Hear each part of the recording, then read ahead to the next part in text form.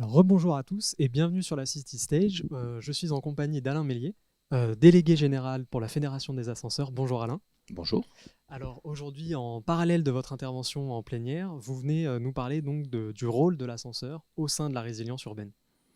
Oui, effectivement, alors l'ascenseur, il faut avoir en tête que c'est le premier connecteur à la cité.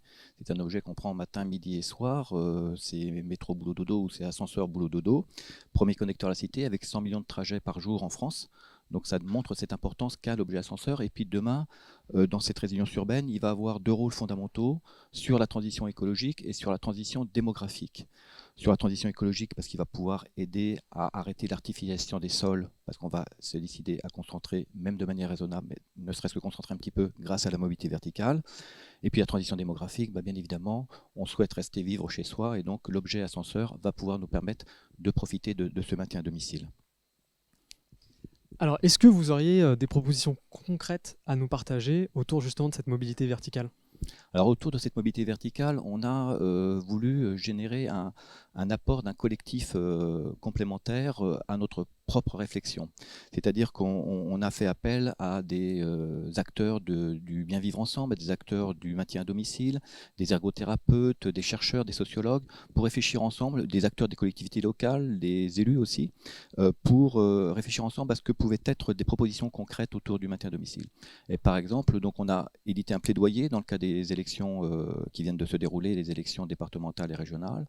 Et dans ce plaidoyer, on a mis en avant quelques propositions, comme par exemple la systématisation du critère inclusif dans tout appel d'offres, pour vraiment avoir ce bénéfice de l'inclusion et des solutions de mobilité verticale lorsque nécessaire.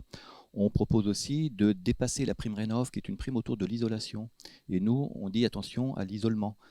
Isolation, c'est bien, l'isolement, c'est quelque chose sur lequel il va falloir investir. Et donc, dépasser la prime Rénov' pour aller vers une prime adapte. Et puis, un troisième exemple de proposition concrète, c'est tous les fléchages aujourd'hui ne sont pas suffisants dans les subventions qu'il y a, soit par la MDPH, soit par l'ANA, soit par l'ANRU. Fléchage insuffisant, ils sont stricto sensu orientés sur le handicap. Et on pense qu'il faut aller au-delà du handicap pour pouvoir faire bénéficier d'une cohésion sociale et d'une mobilité verticale pour tous, entre autres par exemple pour le maintien à domicile. D'accord. Et alors, quel serait l'apport ou l'impact du numérique au sein de cette mobilité verticale et de ces propositions ? Alors l'impact du numérique, il peut être à plusieurs dimensions. Déjà, au sein de la cabine, on est sur de l'infotainment et donc ça peut avoir une utilité de partager quelques infos locales, mais ce n'est pas forcément l'usage le plus attendu de tous, en tout cas en fonction des types de bâtiments. Après, il peut y avoir tout ce qui est lié à la maintenance prédictive.